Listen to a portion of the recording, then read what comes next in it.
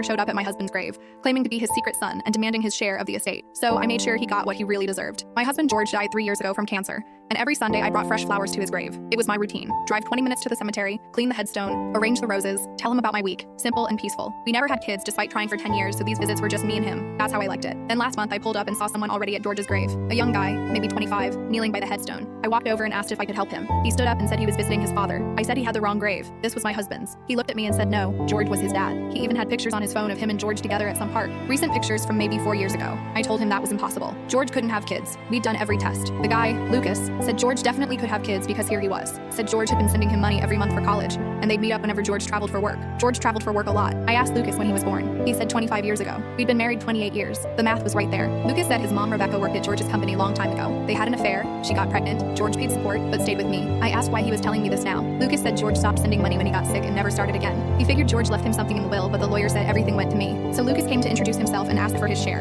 of my husband's estate. This kid I'd never heard of wanted money from me. I told him to leave. He said he'd get a lawyer if needed. I said good luck with that and walked back to my car, but I didn't leave. I sat there and watched Lucas. He didn't leave either. He pulled out his phone and made a call. I cracked my window to listen. He was talking to someone about how I didn't believe him, and they needed to move to Plan B. Plan B was getting a DNA test to prove George was his father. They'd dig him up if they had to. I went home and called my lawyer friend Connie, told her everything. She said Lucas had no legal claim to anything but could make my life hell with court battles, unless we proved he was lying. Connie suggested I hire a private investigator. I hired one that afternoon. Meanwhile, Lucas started showing up everywhere. The grocery store, my gym, the library where I volunteered, always with sad eyes talking about how he just wanted to know his father's family. People started asking me about George's son. I said I didn't know what they were talking about. The investigator called 3 days later with interesting news. Lucas was 25, but his mom Rebecca never worked at George's company. She worked at a medical lab that did fertility testing. Our fertility testing. She had access to George's medical records showing he was sterile. The pictures of Lucas and George were real, but taken at a company picnic where hundreds of people took pictures with George because he was the regional manager. George never knew Lucas existed. The investigator found more. Lucas and Rebecca had done this before. Found recent widows, claimed connection to dead husbands, got sympathy money or settlements to go away quietly. They had a system. Rebecca would research obituaries, find wealthy dead men, match them to medical records she could access, then send Lucas in with sob stories. They'd gotten away with it 4 times.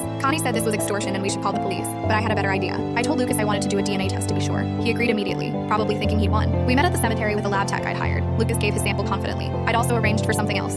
My friend who worked at the newspaper showed up with a photographer, said she was doing a story about families reuniting through DNA testing. Lucas and Rebecca loved the attention, gave a long interview about their struggle to connect with George's family. The story ran the next day. The other 4 widows they'd scammed saw it and recognized them. They all called the police. Turned out Rebecca and Lucas had used different names each time but same faces. The police arrested them at their motel. Rebecca had files on dozens of widows she was planning to target. Both got charged with extortion, identity theft, and fraud. Rebecca lost her job at the lab at her nursing license. Lucas had never actually gone to college, just used the money for gambling. They're both in prison now. Different prisons, thankfully. 3 years for her, 2 for him. The other widows and I testified at the trial. We have coffee sometimes now. Call ourselves the Widows Club. We laugh about how Lucas picked the wrong widow when he picked me. George would have found that funny. I still bring him flowers every Sunday. Nobody else is ever there.